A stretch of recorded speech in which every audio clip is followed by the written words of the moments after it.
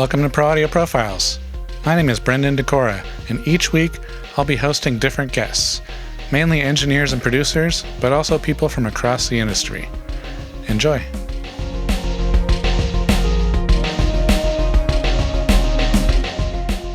On today's show, we have Victor Janacua. He's a studio manager for Silent Zoo Studios and has credits with R.E.M, Phair, and Incubus. Enjoy. First and foremost, I want to thank you so much for being here. My pleasure. This is kind of a special episode for me.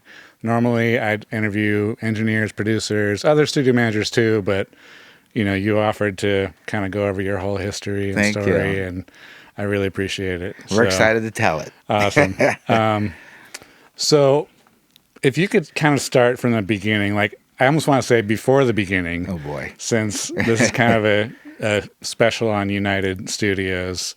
If you like, I know some of the story, but I'm sure you do a lot more. If you want to start from the very beginning of the studio, that'd be awesome. Absolutely. So I'll go deep. Mm-hmm. So I went to recording engineering school back in the 80s. Okay. And one of the guys that I went to school with, we started a band together. Mm-hmm. And then he got a job at a studio called Ocean Way. Right. And I was like, wow, I think I've heard of that studio. Mm-hmm. And next thing you know, like 6 months, and by that point we were graduated, and I was like trying to figure out what I was going to do next. Like, what am I like? Where's going to be my opportunity? Right.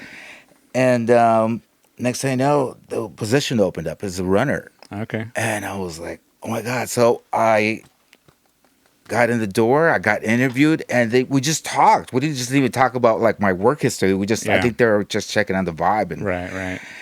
And I fit right in, and next thing I know, like my first day was very white in one room. And mind you, this is Ocean Way when we had the 6,000 building and 6050. Yeah. And every room had just an empire of an artist in there. Yes. Lionel Richie, another band. Red Hot Chili Peppers. I mean, it was just like, it was insane. My first day, I was like, oh my gosh. Yeah. And I just fell in love. Yeah. And it was, trust me, it was very hard. Yes. Dealing with the whole Hollywood and the long hours and, the artistry of what happens in the studio and learning stuff. I thought I had it down, but once you got in there, you really learn. Once you're in the deep water, absolutely. And it was so fortunate to learn from all these revolving producers and engineers that came in every day, and all these artists, people you never think of meeting. Next thing you know, you're like, you're sharing a sandwich. Yeah, exactly. And in recording school, like they teach you how to operate the gear. They don't teach you how to make stuff sound good or how to interact with the artist or any of that kind of stuff. So you have to kind of go and do it to figure that out. You know? So I became so hungry about the whole thing. I learned how to do tape alignments, like the tech, poor guy. He always like, okay, how do you do this? How do you do that? So I became really fast at all the setups. So I became like the setup guy. Yeah. And then just got really deep into it. And then there was an opportunity where there was a big producer that needed an assistant, and that was 1991. Oh, let me first start. That was 1989 when I first started. Right. So in 1991, this producer started a new studio, and every Tuesday he would have people come over and jam, drinking some tequila, and all of a sudden, it was like this really creative space, but it got a little too much. My friend who got me the job had already gone and worked for him. Okay. So look, it's like, hey, I need some help, but I was like doing so well at that Ocean Way, but I was like, but it was also I could use a little break too, and with permission of the studio, they said, okay, well, why don't you go check it out? So I did, and it was the producer was Bill Buttrell. Yeah. And every Tuesday, these amazing collection of artists would come in and just start creating these songs. Nice. And we started recording them, and a lot of them were improvised. It was jams. At the same time, I would paint a mural while they were recording inside the studio. It was so creative. Nice. Anyways, that artist was Sheryl Crow. It was Tuesday Night Music Club. Awesome. And I got to meet these incredible musicians, and Right. it was just incredible music. And that was at his studio, or was it? The studio was called Toad Hall. It was in Pasadena. Okay. It was right next to the Pasadena Play Center thing. Right. It was a really cool space. You would never thought it was a studio. Right. Learned a lot, as I like to watch Bill produce, and just how musical it was. It was Right. just really just incredible. And then that record was done. So I came back, and then I started getting my chops up, became an assistant engineer. Mm-hmm. And then in 1984, I got another call to be an assistant to another producer. Okay. And that was Scott Litt. Nice. And then I became his assistant, and the first record we did was R.E.M's Monster. Nice. And so we rented out Studio 2 at what is now East West. Right.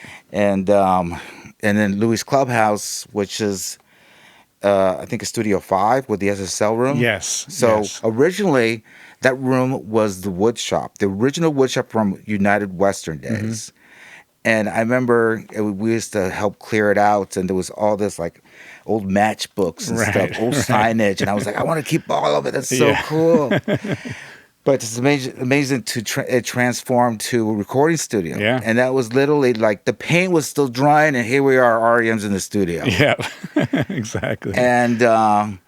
And then right after that record, we did Nirvana's MTV, the MTV Unplugged record. Right. We mixed that in there with the whole band. The band was there, of course, without Kurt. But again, it was just back to back, all these amazing records and stuff with Rick Rubin. We did in there a bunch of stuff. And Scott Litt was kind of locked out in that room for many years. Yeah, wasn't he was the tenant. Nice.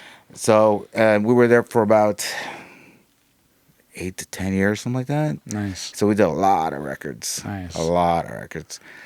So real quick, like obviously I know that for a long time those two buildings, they're about a half a block away from each other. Yeah. It's part of the same facility. Yeah. Were you guys like wheeling gear down the street all the my time? gosh. Like, how did you deal with that? Yeah, sometimes that blows my mind that we've never been like held at gunpoint, because we would carry like all the mics we have for a setup. Right. Sometimes we do the setups at night. Yeah. And here we are, we have like M50s, C12s, all U47, vintage Frank Sinatra era microphones.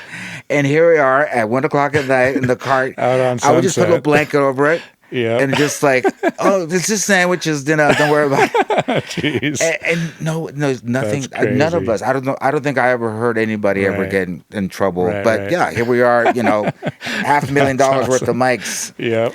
And sometimes we would push, the ATR 124s, the big 24 machines, All tape machine. which first of all they weigh a ton. Yes. And then to move them on the crazy Yep, sunset. on the sidewalk. I could imagine people were like, "What is that guy doing?" That's awesome. So we did Nice. that gazillions of times. And I don't know how many times I've walked back and forth between those two buildings. Yeah. I think Absolutely. there's like a pavement like There's a indent, with my footprints on it. Right. Awesome. So after Scott Litt, he decided to, I think it's time to retire. I think he wanted just to slow base, because we went back like back to back records like nonstop. Right. So I think he wanted to take a breather. I think I could have used it myself too. And I then got to the point I need to figure something else out. Mm-hmm. And I think I was like, you know what? I wanted to step back from engineering. I think management was more. I'm such a people person. Right.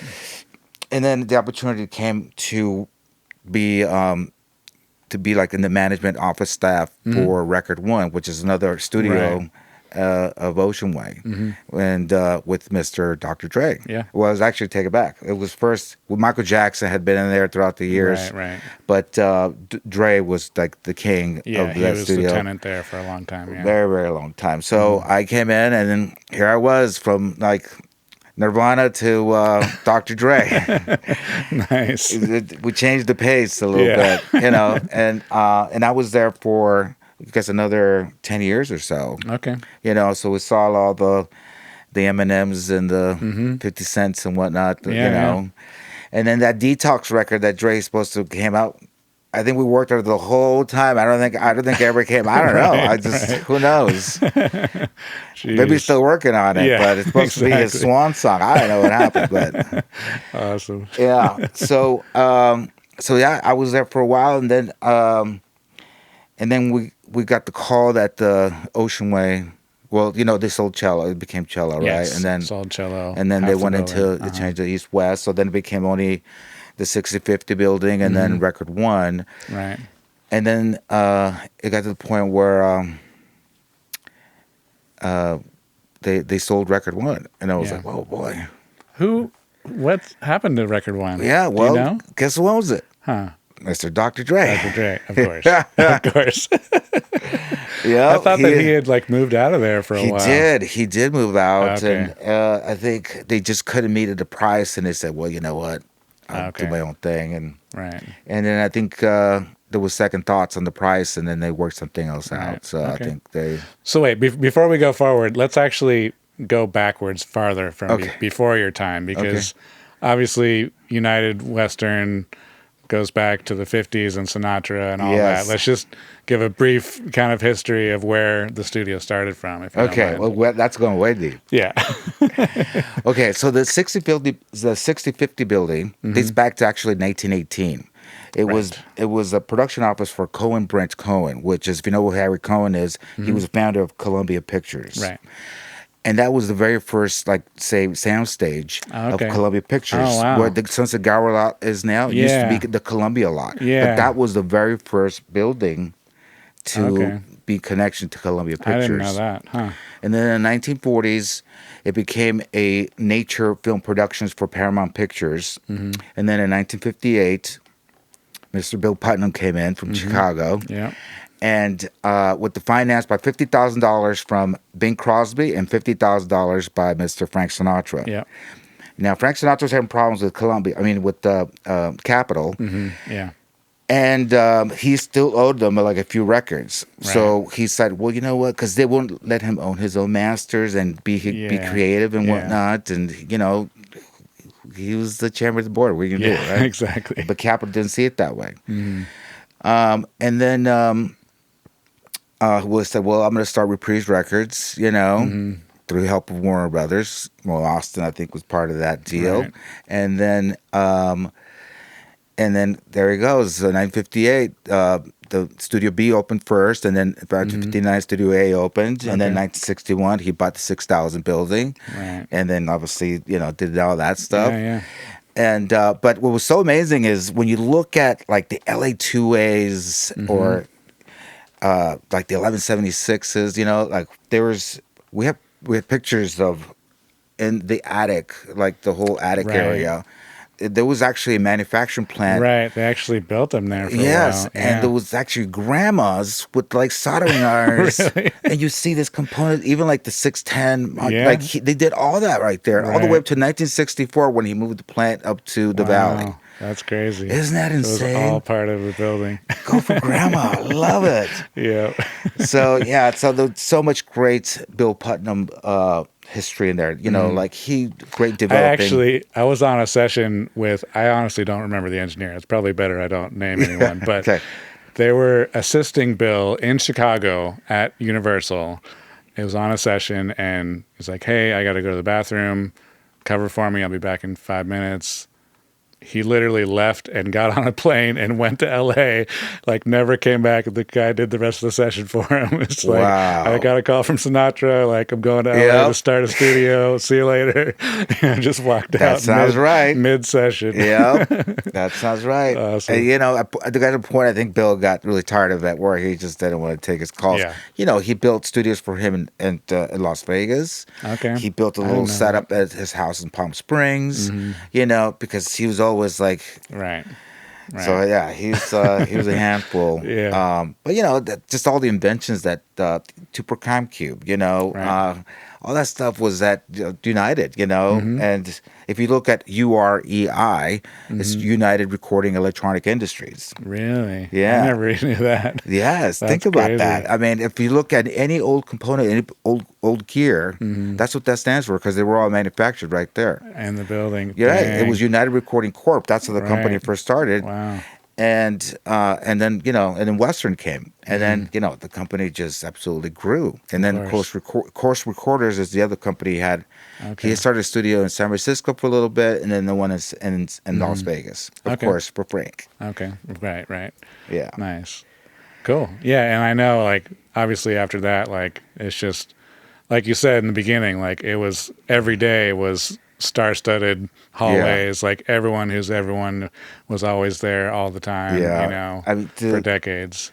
When I get to encounter like the old timers, I've been around since the 60s. They tell me like this crazy stories, and it blows my mind. And when I tell people my stories, right, people are like, what? Yeah. Because sometimes it's like we have this crazy job where like every day we work with this big rock and roll person or some kind of musical person, but that's just been our life. It's normal to us when it's like, oh yeah, when Miles Davis saw this and that, people look at you like, what? You saw who in the hallway? What? You poop next to who? Exactly. Yeah. Exactly. Yeah. Nice. So then back to kind of more recent times. So then the record one got sold, and then they shipped us off to 6050 Sunset, and then we found out that 6050 got sold to a real estate company, right? Who owns? They bought that whole rest of the right, lot, yeah. And then they also bought other film lots throughout Hollywood. They're really expanding the studio portfolio. I think even now, the East-West lot is the only lot in that whole block. It sure is. That they don't own. Yeah. That's crazy. Yeah. So, and then, when we got back, and it was great to be back in my old building where I got my, when I first started. And then the studio just started skyrocketing. We were going to keep the name Ocean Way, which we did for a year. But we decided to rebrand it to its original name, to United, which I think it was poetically right. Yeah, right. Absolutely. No offense to Mr. Alan Sides, but I think it was perfect if it was going to be, If it's any name, it should be that. Right, and we got it, and it's been a great journey, And then, of course, moving forward to March of this year, all of us got called into an office thinking we were going to do some new training. Right. And one by one, they started calling each employee in. And I was the last one. And I didn't know what the hell's going on. Last one. I was like, shouldn't I be the first one? Right. Because I was booking manager. Yeah. And I was like, I'm usually the guy at the center of information. And I knew something was wrong, Yeah. So throughout the years prior, they were really championing the history of it. But we knew there was a story that we weren't allowed to tell. And that story is that they were going to move the building into the Sun Segura lot to preserve its history and preserve its integrity as a studio. That's crazy. Right. How do you move a building? Exactly. So for like 2 years, we had meetings with engineers, acousticians, people to like where they're going to cut the building. Jeez. And it was already in plan. It was already in the works, and they were going to tear down that building to make room for the United. And the building was in a slope like this. Yeah. And then the material that the building's made out, remember, it's 1918 the building's from. So Jeez. It's a lot of like loose nails, Yes. and the lacquer and the chambers, and we did all these tests on the paint, and they were really going to spend a fortune. And then the idea came like, well, let's do a documentary of the studio to coincide with the move and its history. Right.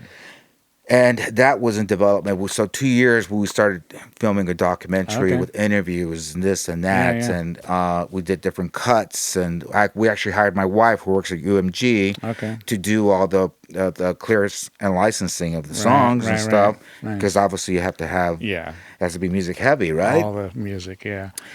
And then so new members came into the board of the real estate company, and all of a sudden, like, the attention to United started getting slowly. So we started seeing the red flags a while ago. Right.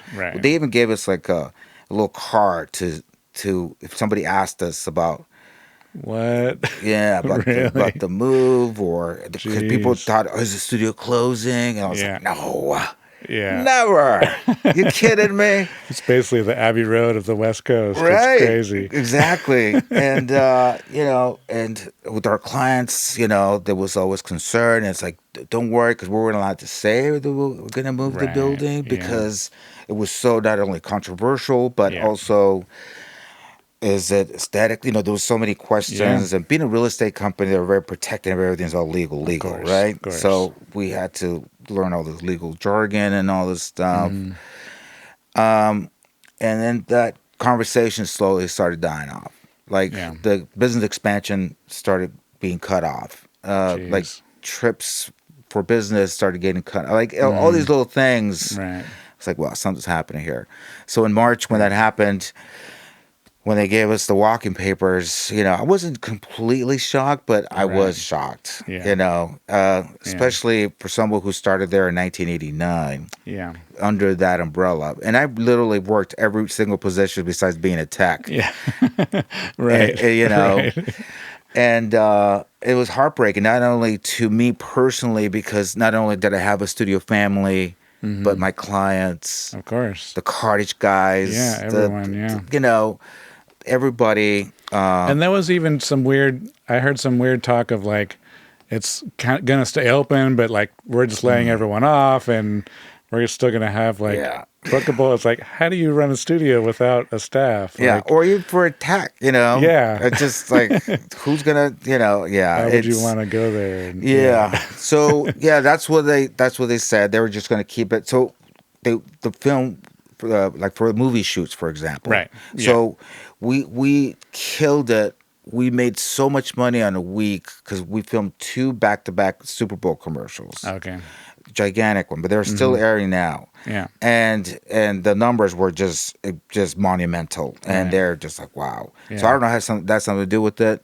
So their thing was about let's keep it all film shoots and long-term bookings. Right. So we secured a very long-term booking, but they were going to go over to United, but they told them no. So right there, it's like, that's fishy. That's right. And they started clearing out the attic and stuff like that. It's just right. So it doesn't look good for the building. Yeah. Unfortunately. Yeah. The history is not enough for them. The real estate cost They're is investors. Yeah. they see the money. Yeah. I But hope. there haven't been any they haven't liquidated any of the equipment yet, have they? No, if that happens, they'll probably bring in a broker Right. Okay. to sell it in lots. I can't imagine them selling it. There's just too many pieces. I mean, the Yeah. microphone alone is, Yeah. millions of dollars. Right, I mean, Yeah.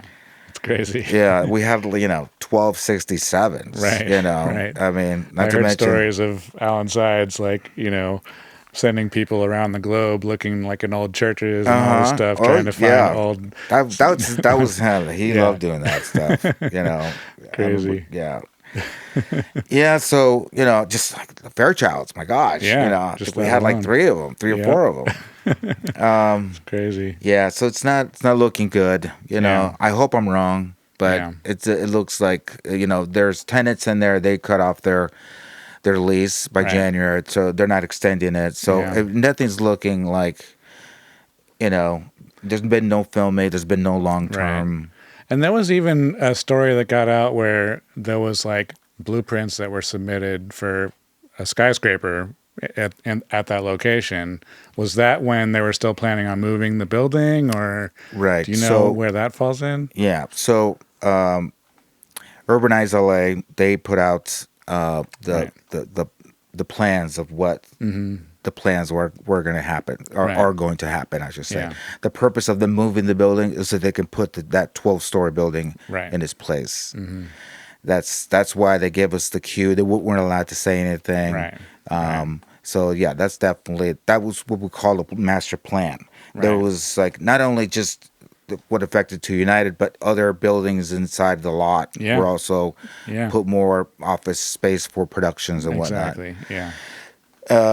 So we thought maybe it'll be farther in the future because they kept like I said, the conversation stopped. So we didn't think that was gonna Right, happen. And then we heard about a strike coming, Right. which is came, and it's just, and then next thing you know, whoa, here we are.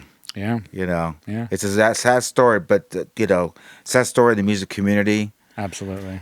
You just like me saying that REI, you see that gear in every studio in the world. Yeah. Right. Absolutely. And it's been the epicenter of what Bill Putnam's gave to the community of our recording industry. Right. Right. And they don't see the value on that, unfortunately. It's crazy. Yeah, but there's a new chapter to the story. Yeah, so tell me, now we're here at Silent Zoo Studios. So March, we got our walking papers, and I was like, well, what am I gonna do? Try to go be an Uber driver or stripping? What should I do? No. So I get an email from Miss Candace Stewart. Yeah. My pal, and she introduced me to Holden Woodward, who was the owner of Silent Zoo, and they were looking for a studio manager. And it just this beautiful symphony of two people, just like the timing was perfect, and everything aligned. And I joined the team in May. Nice.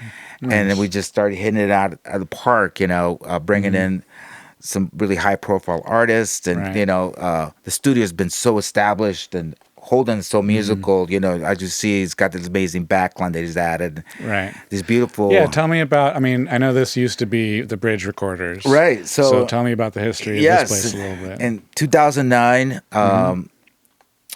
Greg Curtis started the Bridge recording, and it was basically specifically only for scoring. So they did everything from The Simpsons to The Avengers to the Annabelle series, Right. This console is 96 input VSP Legacy Neve console that Alan Sides helped bring in here. It came from Paramount Stage M, and it's a great console. It's kind of like the predecessor of the 888R. Yeah. And then happened, and then 2019, Holden bought the studio. Yeah. But guess what happened? Right. Our dear friend COVID came in. Just a few months later. Just like, So instead of, he thought forward and thought positive, and it's like, you know what? Let's give this console a bunch of love. So he recapped it and just fine-tuned it to be like primo, and bought a bunch of gear and just made it so musical friendly and a beautiful creative space. Right. He even talked to me. I know Holden myself. I was mixing some of his songs, and he was telling me that he had been outfitting the place with more equipment for band recording, and so to make it more versatile and not just for scoring alone. Right. So, yeah. And it was perfect because as the labels were calling here, for the A-level artists and not scoring people. Right. I just happened to came at the same time with like my Rolodex of people. Right. And then we're just here we are, Yeah. Awesome. And we're open to the world now that COVID is kind of like not as crazy as it was. Yeah. It's perfect timing. So awesome. we shot this amazing video. To demonstrate the beauty of it being a drum room, not just a scoring room. Right. So I brought in Jim Kellner and Abel Borg Jr. and Bill Molina engineering it. Nice. And it is like this beautiful magic happened because they've known each other forever. Yeah.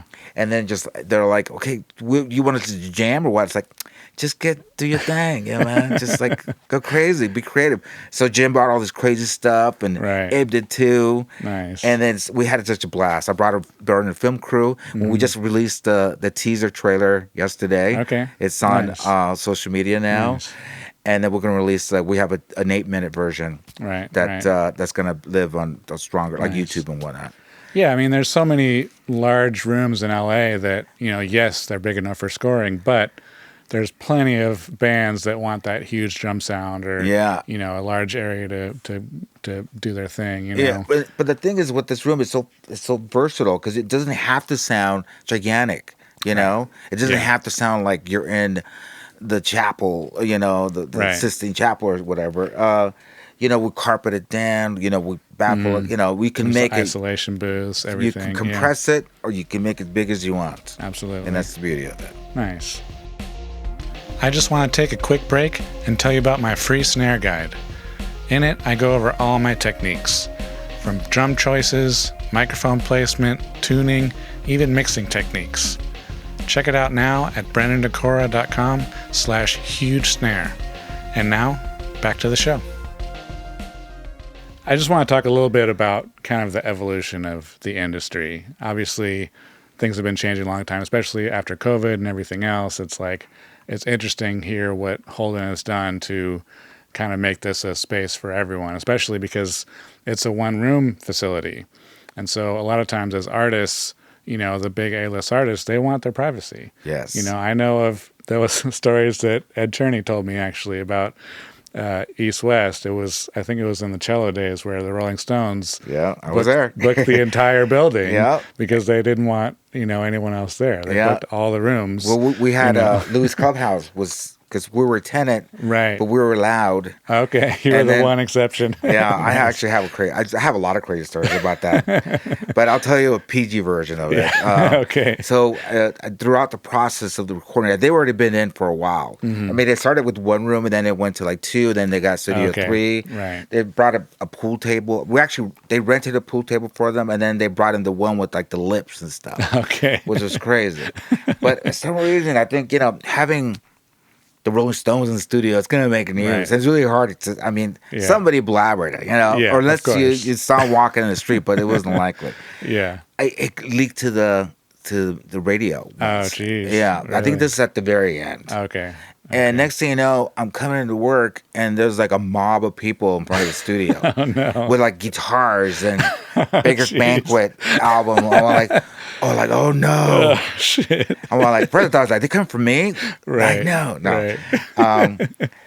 And I say, and you know, and those guys are used to it. They're just like, whatever. Yeah. You know, and luckily there wasn't a gate there yet, but they didn't go all the way in. Right. They were cool enough. So nice. Yeah.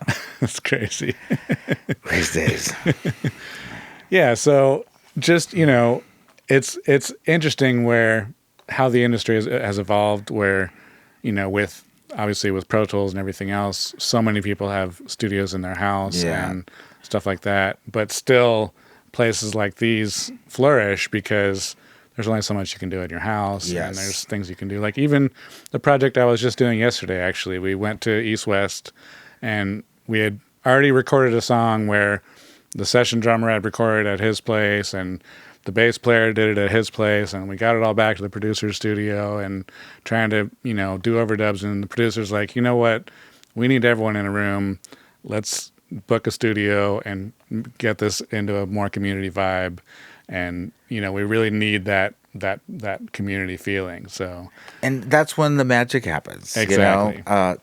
You know, Pro Tools became, well, at least a lot of the software-based programs, they become so user-friendly that I think, and please people don't get mad at me when I say this, people got lazy. Yes. People got lazy. Yes. Because people stop being creative. They hit like this button and that button, and then boom, here we go. Yeah. And then the creative juices start, like, they evaporate, you know? Yeah. But what makes you come in a place like this, that your creative spark starts to blow up. Right. And there's a synergy that happens with all musicians. I think that's why jazz is so amazing, because when you track it live, that's it. You can't mess up. You can't fix that thing up. You can't auto-tune that. Exactly. You know? And then bam, people, it's incredible.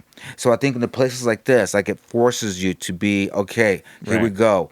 Yeah, fine, fix it at the end, you know. Right. But you can still edit, you can still do stuff. But when you get like what I call the wormhole, when you're in the computer and you start and then at that point you're too deep, it's a whole different song at that point. Right. You know, I always suggest just let the magic happen. Let the happy mistakes happen. Yeah. You know? Let the artistry yourself come in, close your eyes and sing that lyric. Yeah. Boom, here you go. You know, that's why there's so many great studios out there. You know, East West, The Village, you know, the list goes on, but they're very small now. That list is like smaller and smaller. Us being in a new studio, we'll still carry that beautiful message. Right. We'll still carry that language when you're in here, you know, that it makes you become creative because it's such a creative space. And we're all creative individuals. Of course. And then when you interact with somebody face to face in real time, something magical happens. And that's the beauty of music. Because when you create because we as recordists, we capture a moment of time. We're almost like scientists. Yeah. Right? Yeah. We capture something. And when you capture something when it's magical, forget it. It's incredible. Exactly. So and that's the thing too is, I asked this question to a lot of my guests is that, how do you set up the studio to be a creative playground? It's like just the fact that we're in a studio is a creative playground. There's equipment you haven't used before. There's corners of the room where you can mess with the acoustics. There's so many things you can do that are out of your normal thing that you're stuck with at home, So did I show you the wall of pedals? the wall of guitar pedals that was added, the instruments, everything. Yeah.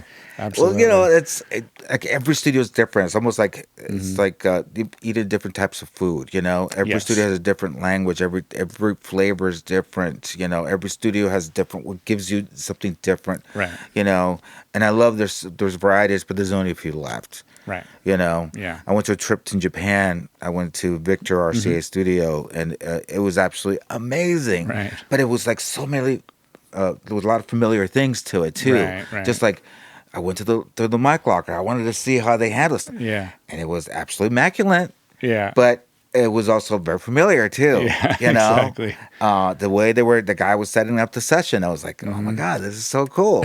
Because we all do the same thing, Yeah. But it was like you felt creative. They had like taiko drums there. I'm all like, right.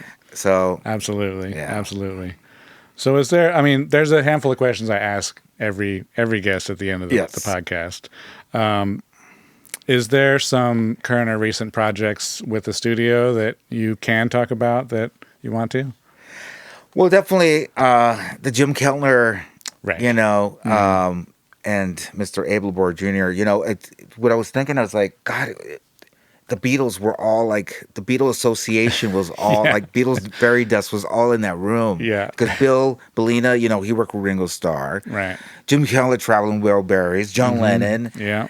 And Ringo, and then of course Abe plays with Paul. It was just like for years, but there was nothing Beatles of it whatsoever. But the synergy, the vibe was all there. It was just so magical, and that's what I meant about when you're a creative space. Right, they just went at it. There was no instructions. We look back at the video, they're like, it almost seems like it's scripted because they were just giving me all those like solid sound bites. I'm like, I love you guys. Right. But this is all I didn't coach them anything. They said it. But there's been some other amazing stuff we've had here. Some I can't really say. Of course. But this piano has started to build its own history right now. It's building. From 2019 when as Silent Zoo. Now we're like developing our own story. Right. Creating our own history, and we hope to evolve to like decades. Absolutely. Whatnot. Absolutely. And be the champion of, a different flavor of recording that people may want. Absolutely. So one of the questions that I have at the end is, who has been your most influential teacher? Man, there's been so many. Yeah. I mean, it could be a number of them, obviously. But I'll start with my school, actually. Okay. My recording school. My recording school was called Trebas Institute of Recording Arts. And it's now a restaurant, by the way. Okay. On Sunset Boulevard, which is, that's how old I am. Yeah. So in that class, we had different type of teachers. They were all like professional. But this teacher in particular really touched me. And his name is Malcolm Cecil. Okay. He was the inventor of Tonto. He produced Intervisions. Nice. And he was like a mad scientist. Like he had like this crazy curly hair like Doc from Back to the Future. Right. But then he started like talking about like logarithms and this and that. I'm like, wait, I can't catch up. But he also bring me down to earth and said, okay, understand it at your own pace, but understand why you're learning this. Right. Recording studio, then this and that. He passed away last year. Okay. And I was very like heartbroken because I remember I was just about to have a baby. Crazy man, about to the music industry. And I know. And now my daughter works, two of my daughters work at UNMG. Okay. And one of them works at Disney. Disney Studios, which is like they're all in industry. It's so crazy. Awesome. But awesome. he's like, okay, well, you're gonna have to work twice as hard, because I told him I was like having a baby, He's like, you're crazy. Jeez. I was like 20. Yeah. Here Crazy. I am going into the music biz. Right. But here I am today. So, yeah, awesome. But he's definitely he kept my faith up. Yeah. And maybe understand the beauty of music. Right. And the beauty of the studio. Yeah. And the beauty of algorithms. Nice. The next question is, as an engineer, what is your favorite reference track if you have to walk into a new studio to kind of learn the room? Or what do you put on to be inspired, Wow, that's a fantastic question. It would have to depend on what kind of project I was doing. Of course. I would say my reference for like low end, I would be Massive Attack's Angel. Okay. Just because that kick and snare is just so amazing. Right. And then for like horns and stuff, I would want to listen to like Love Supreme, obviously, right. or anything, or Kind of Blue from Miles Davis. Yeah. Because that's another somebody I met, throughout my journey. Yeah. Like just like, what is happening here? Nice. Yeah, that one. And then, there's a record that yesterday was the anniversary of its release from 1994. The first record we did actually at Louis Clubhouse was R.E.M's Monster. Right. Because I know that record so well. That's another reference record I'll probably put on. Just because I know what the guitars sound like. You work on something so deep. Yeah. Like you know it so You've heard well. it a million times. Yeah. Exactly. Like even I'll be like at the supermarket, I was like, yep. Yep. Yep, I know. Exactly. Yeah. Nice. Last question. What would be one tidbit for an upcoming engineer? Be cool. Because sometimes like your personality really depends, know. It's great to learn all this stuff. Yeah. And it's great to have like musical knowledge. But if you're kind of a jerk, no one's going to want to hang out in the room with you all day. Because, you're in the studio with people for like 8 to 10 to 12, 14, 16 hours, right? Exactly. And if you don't have like the right personality or just be kind or learn how to be like the politics inside of a studio too, right? Like when to be invisible, when to be present. Yeah. When to be like, yes, nope, how to do the things like in 3 seconds, but also like be cool, like don't get stuck up, like there's a whole generation right now that people are like, simmer down, Exactly. simmer down, and be open ears, right. Every day. Even to me today, I'm constantly learning from people. Yeah. Never stop learning because that's so important. Of course. Because if you don't grow, you'll be right here. Yeah. And then that's it. Yeah. It just gets stagnant. Yes. Yeah. So be cool. Be cool. Awesome. Well, thank you so much. I really pleasure. appreciate it. Thank you. Awesome. Thanks so much for checking out the show. Make sure to subscribe for all the updates, and I'll see you next week.